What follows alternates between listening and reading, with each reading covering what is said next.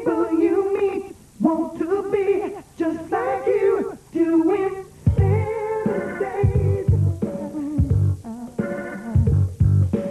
You are too wise to the job.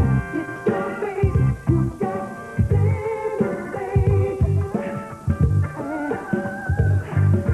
Hey, time to play, celebrate every day. Here on center stage.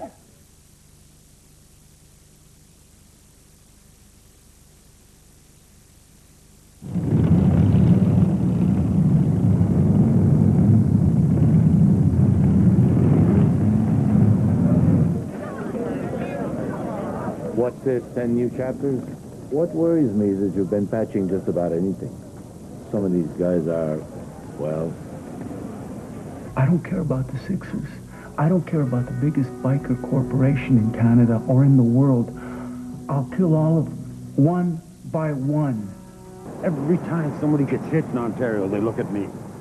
Now, I know it comes with the job, but it's not fair. I'm trying to do business here. I'm a businessman. I'm not a killer. From the streets of Toronto to the streets of Montreal, tonight's episode takes you behind the scenes of the last chapter. Won't you join us?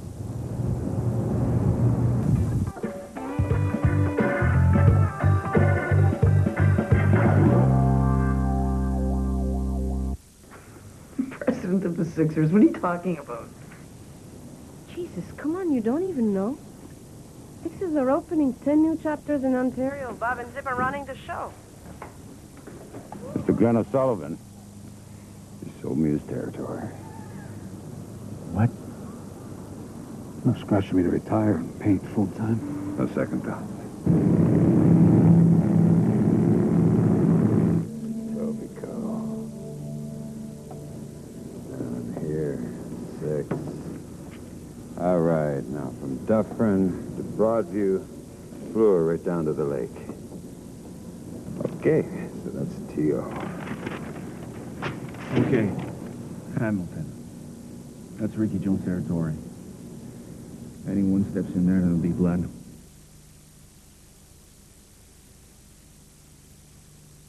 I'm from the East End, Pape and Queen. Pape and Queen? East End would be Coxwell to the river and from Danforth to the lake. And I was raised on a little street called Blong Avenue. What was it like growing up there, by the way? Working class background, large family. I have almost, I think it's somewhere in the 90s, first cousins. Wow. My mom had like 16 brothers and sisters, and they all had at least 5 kids each. On our little street, there was like 22 of us related within that neighborhood. You gotta be kidding. Yeah, so it was very tribal. It was Right. nothing. It was nothing to wake up in the morning and, you know, have a cousin sort of like borrowing clothes from down the street because the laundry hadn't been done. That was all right. Very, very safe, very, very loving, close family growing up. Boy, things have changed, eh? Not really for us. No? No, absolutely not. I mean, my cousins are, over the years, it's always shocking. My cousins are as close to me as most people's brothers and sisters. Wow. And my brothers and sisters, I'm the oldest of 5 boys and girls, and we were all together on Saturday night. We're like closer than breath itself, you know. What is your ethnic background? If you don't... Scots, Irish, English, and what I think they refer to as Pennsylvania Dutch, but I think that came about after the First World War. The German, one of the grandparents was German, and everyone switched over to Pennsylvania Dutch because of the First World War. They called themselves that. Pennsylvania Dutch? Yeah, predominantly, I think that if there's a dominant gene, it would be Scots, Irish. You know, Ironside is, my grandfather's from Aberdeenshire, Yeah. Findlay Ironside, and my grandmother was from County Cork, and the other one was, like I said, from Simcoe County, Wow. and being Pennsylvania Dutch or whatever, and that was my other grandmother, and the other one was from England. So I've read a great deal about you, and I've followed your career for many years, not only in fascination, but also in admiration. I admire what you've done in your career, but one of the things that continues to come out, you have this work ethic. You're a very hard-working person. Did that come from Mom and Dad, by the way? I think it came from a work ethic. I've actually had other people comment on that. I've never been without a job. I don't feel safe if I'm not working. Mm-hmm. It might be an obsessive character trait or character defect. I don't see what I do as being any more important than what any of you guys are doing. It's Right. sort of like it just happens to be my chosen craft path, path. I think that's one of the reasons why I've never really allowed that kind of, what they call, like, there's the actors and there's crew and then there's this. It's just, I come to work and I'm as important maybe as the boom guy is, And that has been very prominent in regards to everything that I've seen. You've made sure. There's a gift that comes with that. For me, anyway, it makes the environment safe. Yeah. It makes the environment safe for me to work. I mean, if I don't do my job to the best of my ability and that person over there doesn't do their job to the best of their ability, there's going to be a flaw somewhere. So I'm as dependent upon them being as professional as I am, Yeah. So, and it's, again, that does come, I think, from my family background, that tribal, familial feel. It's why I love working in Canada.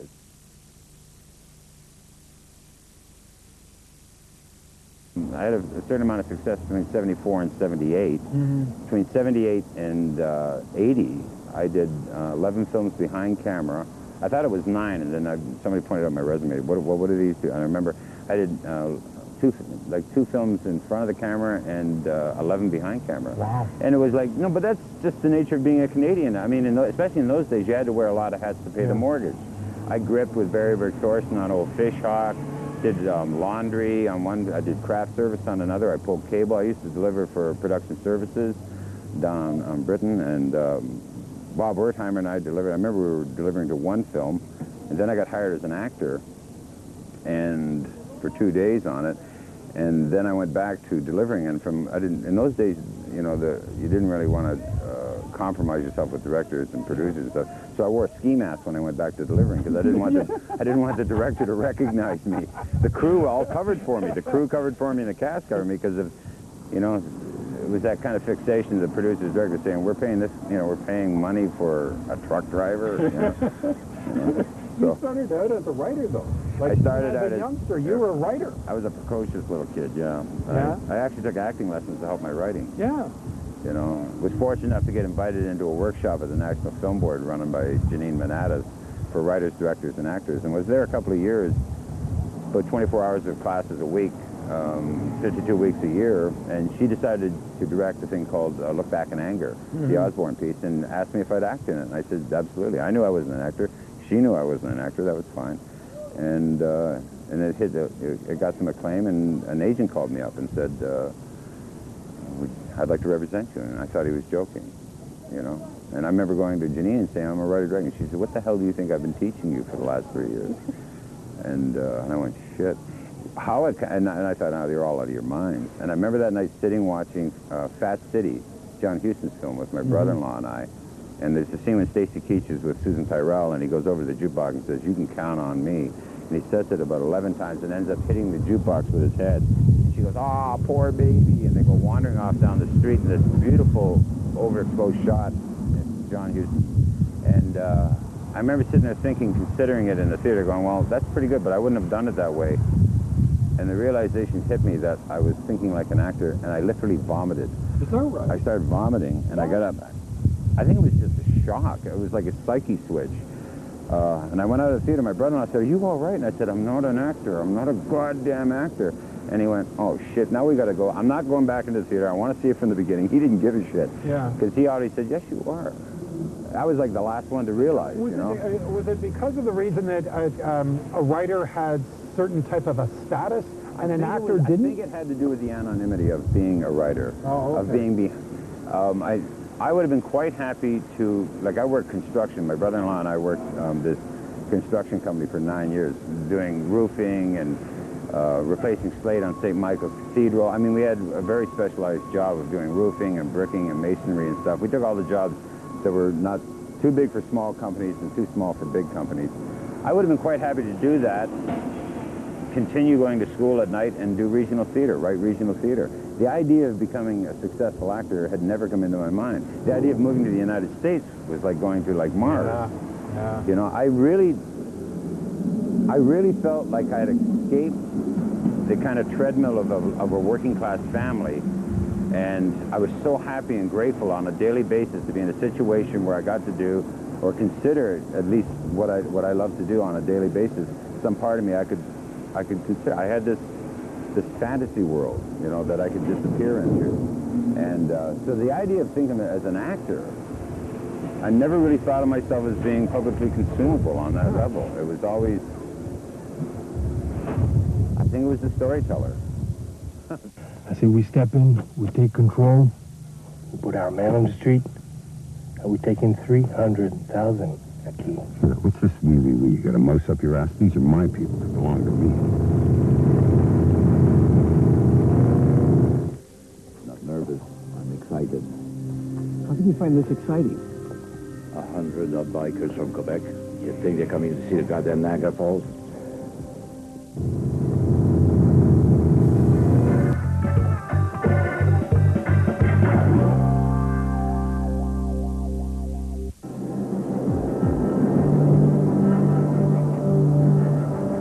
She's mad at her boyfriend, that's what I it don't is. have a boyfriend. Yes, you do.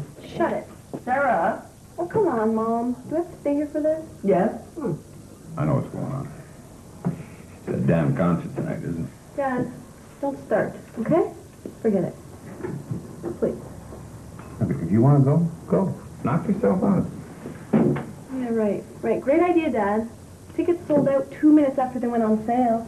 There's not a ticket left. Tonight's the night. It's too late. You ruined everything. Reste poli, hein? Oh, Bob, don't you have any friends in the business you can call? Let me think. It'll be a long shot, but I'll give it a try. I'm sure you know someone. What's that guy's name? Danielle? Gerald, No, Gerald? Sorry, I gotta take this. Yep. Hey, it's Bob Durrell. Who? It's me. Look, our darling little daughter is desperate for some Front Street Boys tickets for tonight's concert. Do you think you could help us out? Well, let me think here. Well, look at that. No. You got 4 tickets and a backstage pass for after the show.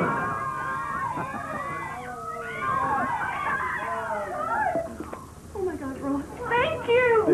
You're the best. I'm not, So, Sarah, what am I, chopped liver?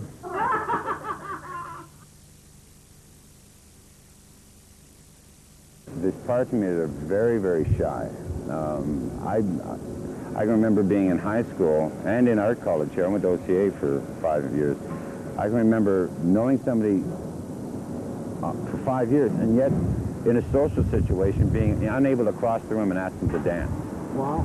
You know, and at the same time being totally extroverted in situations that I thought I understood or thought I had a control over. I'm not real comfortable talking about it because I don't really understand it. My daughter, who's my big artist, she laughs because we have a character we call Binky. Binky? Binky's Okay. I usually call it the clown, but she's given it the name Binky over the years.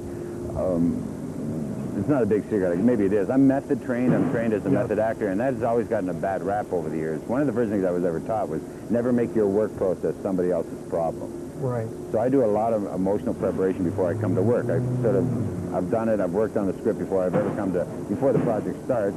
Look at my emotional notes. What do I got to lay in? Where am I going today? Get all that ready long before I'm picked up to go to work. I'm usually up an hour and a half before I get picked up. And then I come to work, and if I walk around in that character all day long, especially Bob Durrell. Bob Durrell on this show is an asshole. He's abrasive, he's sociopathic. So what I've done is I've laid the work, and then I throw this raincoat over him called Binky. That's what my daughter calls him. And Binky's kind of, he can joke around and do all this stuff, but then when I got to work, I just drop the raincoat, and there's Bob. And so that looks after that extrovert-introvert thing. I've almost created, like, characters to look after. It sounds psychotic, doesn't it? It's your last chance. You in or you out.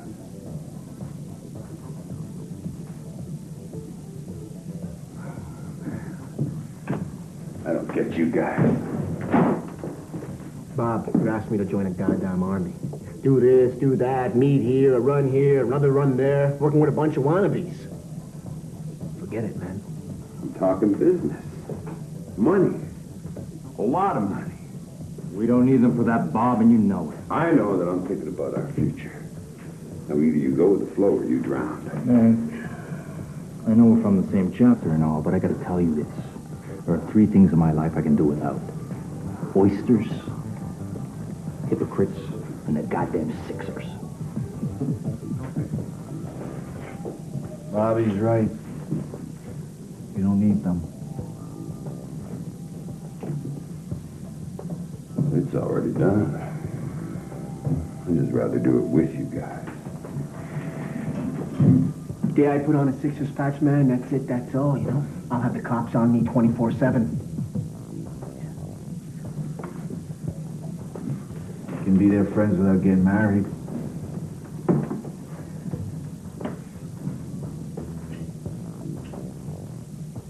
Hey, don't look at me, asshole. Ricky, I'm still trying to figure out why you're here. There's no goddamn way I'd call you brother. Go ahead and put on your patch. I'll kill you. One, I got to give credit to Claudio Luca and Brian Freeman and Luke Dion for this. Okay. I mean, the amount of research and to actually put this show together with a mandate of being, yes, entertaining, but being informative, educational, and dangerously close to a daily tabloid ongoing story here in Canada, and especially in the northeast of the United States. But no, I think what it came about is that I really haven't had an opportunity to dive into the depth of a character for about 5 or 6 years, and I've been chomping at the bit to find something. And what a gift this is. Yeah. 12 hours to investigate a guy, you know? How we doing with sound, guy? Oh, I think it's going to be a little rough, but you're brilliant. We're at the corner of Pembroke and Dundas. But, so there's a lot of muscles. It's like being a runner, you know? Yeah.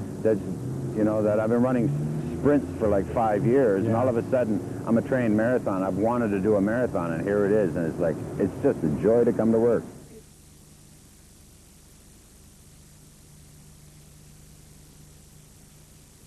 It was a request from the CBC. I wrote a show in French called Omerta. Then I met Brian Freeman of the CBC in Montreal, I guess it was 3 or 4 years ago. And at that point, there was an incident in Montreal where a young kid got killed by a bikers organization. And we had a chat, Brian and I, about doing a show about criminal bikers. You know what? First time I said no. I did 3 years of Omerta. I said, I have enough of cops and bad guys and good guys. And then we had a discussion, and there was nothing on the planet about criminal bikers. I said, well, why not, you know? And they say timing is everything, because it really is timing, because what was going on in Montreal at the time, the amalgamation of biker gangs in Canada, and the fascination in the U.S. market, especially for criminal stories such as The Sopranos. But this series that started off as a 6-part series, you guys have done a really, really good job making sure that it looks nothing like a Canadian production, for one, and that it's very edgy. Yeah, is that hard for you to write, or are you edgy to start? I mean, it's the kind of writing I like to do. I like to write stuff that can be compared to any American show or Canadian show. And is it a question of good timing, or am I the Jojo Savard of the writers? I don't know. I think it just comes out that you've got very good timing. Yeah, I think so, yeah. A very strong cast, and for a lot of people that are watching us all across Ontario right now, one of the things that I found that was really fascinating with this series is that you... I'm under arrest. Oh, okay. You simultaneously shoot it in English and French. How hard was that, casting the roles in your principal parts in regards to your writing? Well, in regards to my writing, it was pretty simple. I mean, you write it in English, and then you write a French version and an English version. I think the most difficult part was for the director to make sure that we kept these cultural differences between English-speaking actors and French-speaking actors with the right accent, and it was a tough job for Richard, but I think he did pretty okay on that. Because there is I'm sorry, I'll have to excuse myself, but I am not bilingual, but I know enough that there's different accents on different words and different expressions to be able to carry a conversation. Yeah. So do you have to write two different scripts, or are the scripts able to translate into the same text? No. It's basically the story is the same. Okay. Dialogue has to be adapted for the English version and the French version. Okay. There's stuff that you would say in French that wouldn't make sense in English. Right. And I think you could say the same thing about English that wouldn't make sense in French. Right. But it's two different screenplays. It has nothing to do one with the other except the basic story. Is this the first time it's ever been done in Canadian television, by the way? I think so. I think there was a show called Il shoot, il scores, or Lancer compte in French, but I'm not sure if it was a double shooting or it was dub. I was too young. My job is to save lives, and that includes yours. And no, I'm not happy. Really? Well, you've done your bit to create a war where there wasn't one. You put lies in newspapers, you create an atmosphere of paranoia, and this is what you get. There's nothing more dangerous in this world than a man who has nothing to lose, Bob.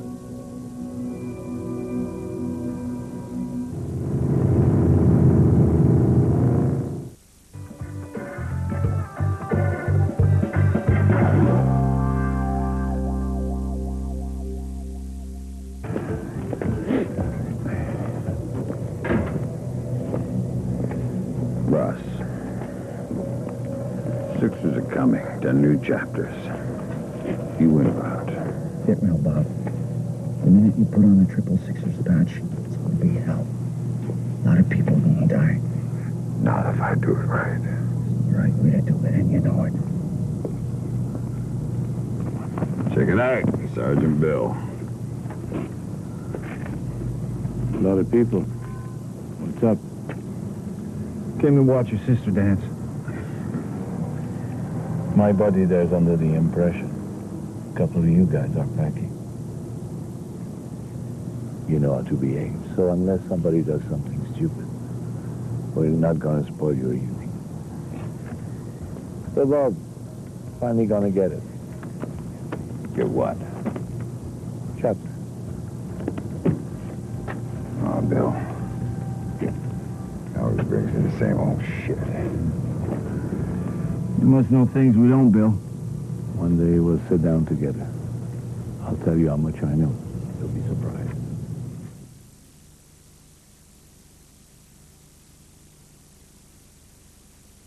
The whole story is kind of a long story. There's a lot of accidents. Yeah. We call them hasards in French. Okay. I would say the first thing would be when my mother and my father separated, because I was living in Kapuskasing, Northern Ontario. No way I would have become an actor. I was probably going to maybe become a hockey player. So my parents separated. Most of the family of my mother was in Montreal. Then I ended up in this school. I was studying science, physics, chemistry. I liked maths and stuff like that. Like the whys of things. And then I saw this movie. Actually, it's longer than that.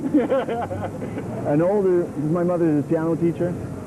An old student of hers, when we were living in Abitibi, and I came to visit her. She had a boyfriend. He wanted to go to the movie. He wanted to go see a movie called Molière.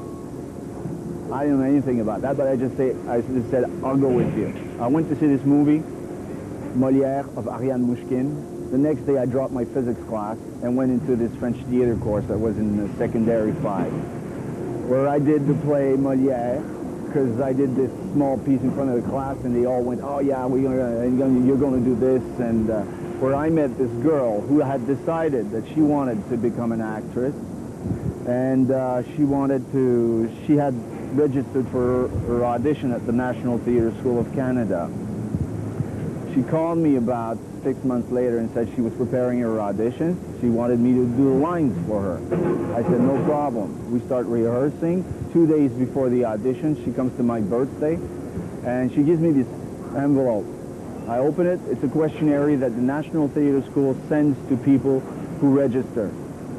A friend of mine and a friend of hers had registered for the audition and decided not to go. She told me, I said, what is that? You know, and she said, well, you can make believe you're him if you want.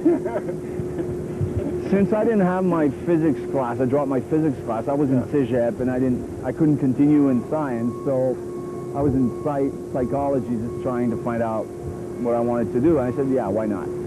So I went to the audition by the name of Stéphane Labelle. And then we did our scenes, and we came to the table, and then there was the directress of the National Theatre School who told me, that's not you, because we forgot that at the beginning you have to send a picture of yourself.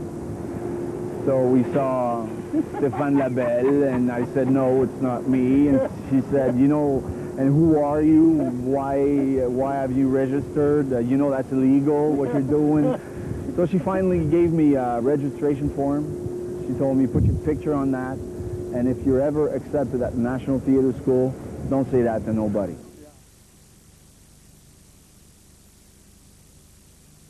You're well informed, yeah. I think I'm someone who, I think that's one of the reasons why I like doing this job, or this, is the teamwork. Yeah.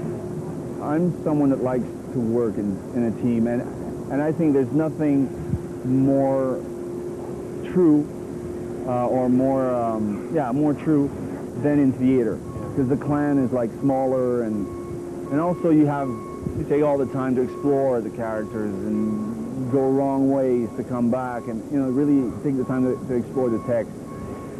And usually also, usually I say, the text or theater is always a bit ahead of what we see on television. It's less censored than what we see on television. So, yeah, but I miss it. I haven't done a lot. Was it a hard transition for you to go from the stage to film? Because there's things such as, I want to talk about this particular series where you have English and French being shot simultaneously. You have an interpretation of two different languages, that two different accents are used in regards to getting a point across. It's almost the same with stage, isn't it? Stage and film are totally different, aren't they? It depends. Big stage. Well, like one of my teachers would say at theater, you can cry all the tears from your body if you want, but if you're looking away from the audience, no one will know. Right. So yeah, there's a technique in theater that it's, in cinema they'll come and get it, you know, or well, sometimes. Yeah. And you see, I've done a lot of small theaters where the acting part, the acting is closer to what we do in cinema, and it's very intimate. There's a lot of those small theaters there. There's not much different, except that the audience is there. Right. And your area, the camera angle is over here. But yeah, when it comes to bigger theater, it's a lot different. You have to make things like 3 times bigger. Yeah. It's the same, but bigger. And I always thought that, you know, because of theater also, I mean, I guess you got to hit your marks in theater also, but the amount of rehearsal time is, you go through the process a lot more. We were on set today. We watched you do a scene. You do a fast read-through. You do 3 or 4 takes, and you move on. It's very... you had a quote once. You had said that was part of television that you didn't enjoy. You enjoyed the theater because of the reason that you got to take it and work on it and develop it and make it wonderful. And television, we're more time sensitive. We're more economic sensitive. So there isn't that opportunity to be able to try it 6 or 8 different ways. That's for sure, but There's something I like about cinema. Yeah. I would say. There's something I like also about this, it's now, here and now, we got to do it here. Right. And now. So there's something because sometimes the magic happens, what I call the magic. Something happens, and it's there forever. Yeah. Or almost ever. Where in the theater, the magic also never always, it never really happens. It mostly happens in rehearsal. Yeah. And then you try to reproduce this magic. Yeah. So it's a very, it's a really good feeling when magic happens and the cameras were rolling and it was there. So there's something I like about it also. But of course, the work is not the same. A little bit like I said before, you got more time in theater to explore. Everything okay, Mr. Gannett? Mr. Gannett, wow. I didn't know you had a son on the force, Bill. See up past your bedtime? Let's get his looks from his mother. He's gonna get the strap.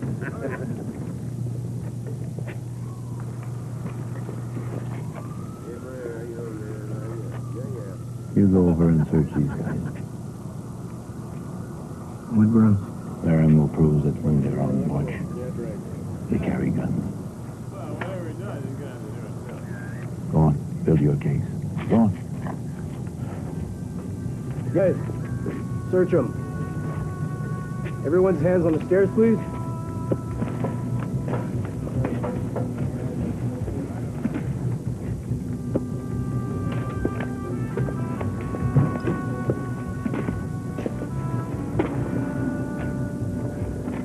Respect, Bob. Don't you ever insult one of my men again. That's it. You do what you want, Bill.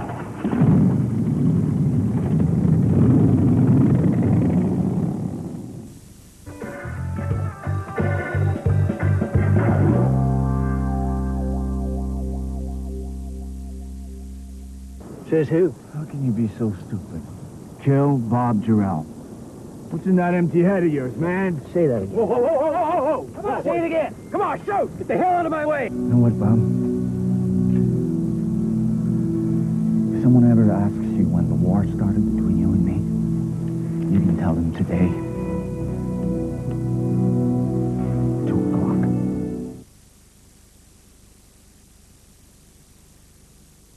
With time, I've discovered that I'm an introverted.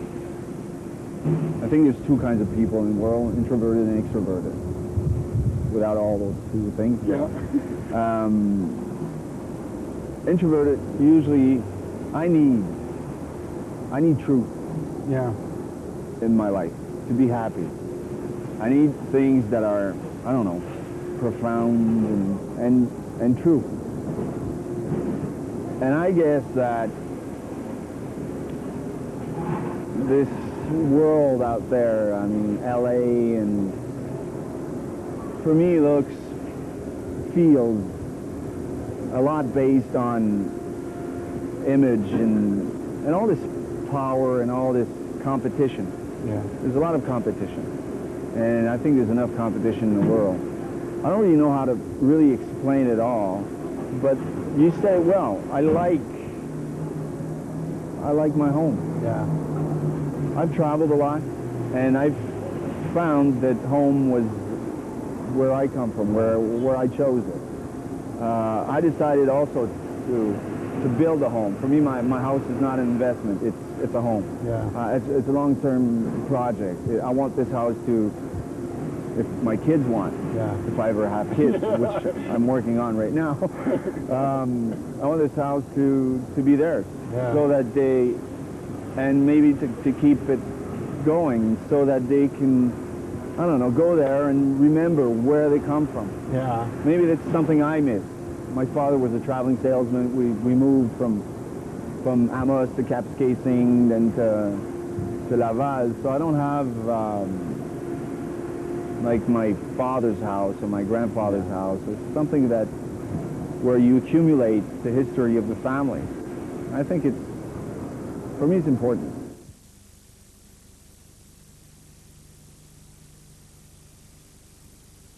The idea came from Brian Freeman from the CBC.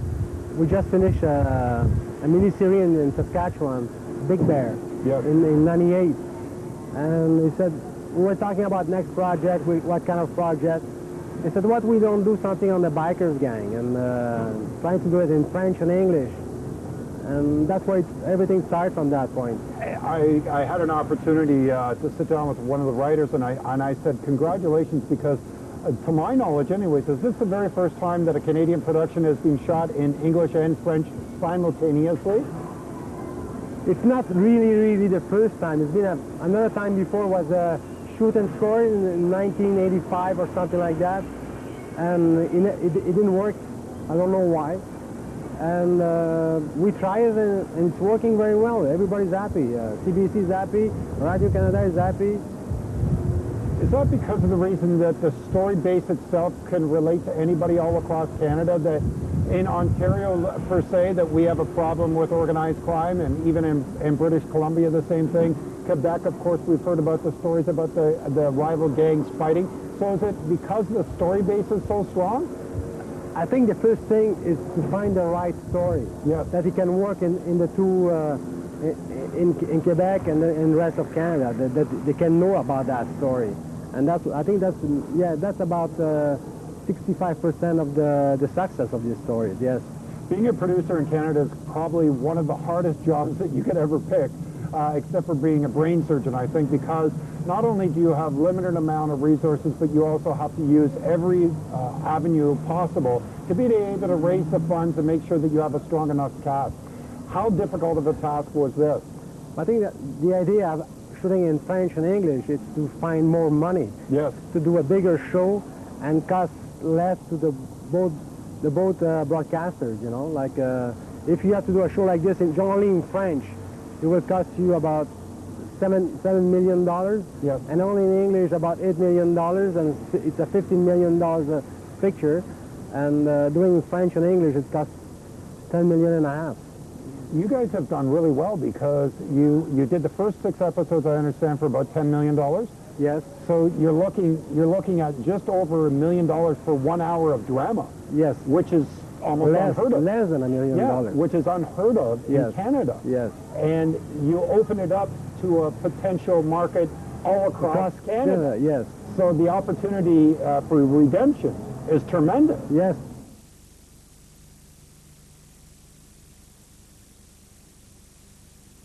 I think the kind of stories like The Last Chapter, The Zaphonate Tracy, The Boys of St. Vincent, it gives me a edge that I don't have with the other stories, you know. Being a producer, especially of The Last Chapter, you were able to get 2 major principals to come onto your team. Yes. Did you have to be involved in the selling of this series to both Michael Ironside and Roy Dupuis? No, not that much. Those guys, they want to do... Roy Dupuis was a long time he didn't shoot in Quebec because he was doing Nikita, and Michael, it's a long time he wants to do a series in Canada, and it helps that have those things and have the good story for them. It's wonderful to have 2 such strong leading men in the series, but not only that, you have an English-based actor such as Michael Ironside that is very popular not only in Canada but in the United States. And then you have Roy Dupuis that people in Quebec just love him. Yeah, he's a big star. So, in Quebec and everywhere else, they like him. I know. You couldn't ask for a better recipe for success. Yes. Boy, I'll tell you something. When you put this together, all the stars and the moons lined up, didn't it? Yes, everything went well. But the idea at the beginning, it was that, to do a French or English story. Yeah. And try to cast people from the rest of Canada that in Quebec we don't know them, and cast people from Quebec, very good actors that in the rest of Canada you don't know them, and try to see them in prime time. Yeah. That's the basic idea that was the basic idea of doing a mini-series in French and English. When you saw the first completed episode or the first completed piece, when you pulled it all together, were you pleasantly surprised, not only at the audience reaction, but in regards to the cinematography and the quality of story and visuals?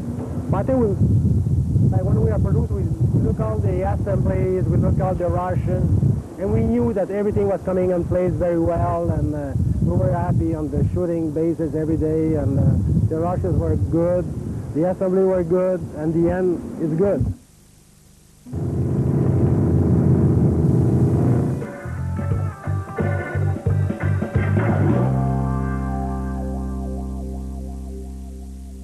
Every time somebody gets hit in Ontario, they look at me. Now, I know it comes with the job, but it's not fair. I'm trying to do business here. I'm a businessman. I'm not a killer.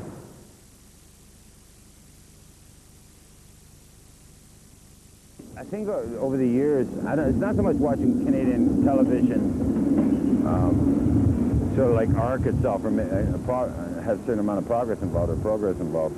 I think there was not a mistake, or there was a decision made in the 60s, late 60s, 70s, and early 80s to try and split that hair between what does the American public want so that you can get revenues and make projects that will be consumable in an American market.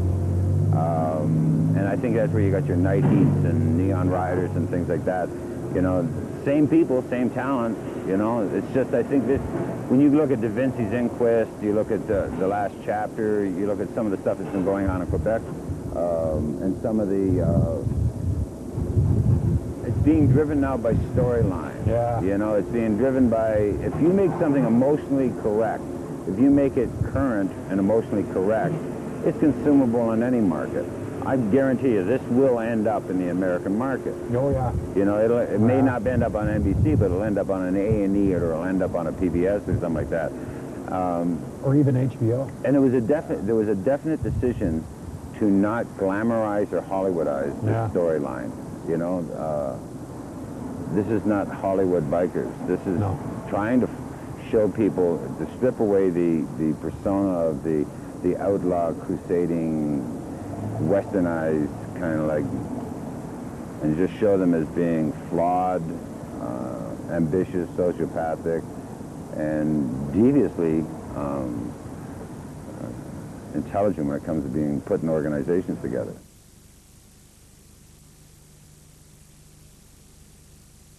There was a quote that you had said back in 1985 that you said, some producers and directors I work for, and some producers and directors I work with. In this particular project that you're working with, the last chapter, are you working with or for? I'm working both. I've been, again, I'm not trying to grease his pole or anything like that, but Claudio Luca is an amazing producer. The boys of St. Vincent and stuff like that. And he's given permission for us to be involved. Brian Freeman has given permission for us to be involved as an actor. Roy, for example, we sat down last, when did we do, come here. This is not going to do the last chapter any justice. When we did the Matador, he's coming to town. Yeah. We basically sit down, I talked about my emotional arc, he talked about his, and then we fit it into the actual sequence, so that we could basically do that. Yeah. You know? And that, you get that kind of involvement. That's what I'm saying. You're allowed to step in and be involved. The producers have allowed us to own our characters and be vocal about it. You don't have to fight for this stuff. You sit down and you sit there and say, wait a second, that's not emotionally correct. You know, or I'm doing this thing. There's not that kind of gunslinger feel where I'm going to burn somebody down in this scene. It's all about me. Yeah. It's about the piece. It's about the writing. It's about trying to make it as emotionally correct as possible. Teamwork. It's teamwork. Yeah. Yeah. Once we have a point of view on the character that probably no one had before. This is the inside point of view. There's a great story about Morgan Freeman when he was doing, Morgan told me when he was doing, hey Roy, when he was doing Shawshank Redemption, that the director-writer who had hired him said, I want this character to do this, and Morgan said, no, that's wrong. And the director said, what do you mean? I wrote this, I'm producing it, I'm directing it. He says, yes, and you're paying me a lot of money to do this character. I am this character, and I'm telling you, that is not correct. This is the limits of where this character could go. And the director grudgingly said, okay, let's shoot it. You know, and Morgan said, thank you, and came to him 2 days later and said, my God, you were so right. To understand that actors are not talking puppets. Yeah. They They're are not one-dimensional. It's not, you know, they are a living resource. They're like, you know, you can build the bottle. They are the fluid in that bottle. They're in the water bottle. They are the thing that you're going to drink, you know, and you got to give it that involvement. There's got to be that kind of partnership in that respect, you know. Yeah. Rodney King said, can't we all just get along? Are you and Roy going to get along this year? You're talking to Mike right now. Biggie ain't here right now. Biggie's not here right now. We'll have to tune in, right? The main thing that we set out to create was a Cain and Abel story, and I'm stuck playing Cain. Canadian drama has come a long way. I hope you'll be able to join us next time on Center Stage. From Toronto, I'm Dan Carter. Good night.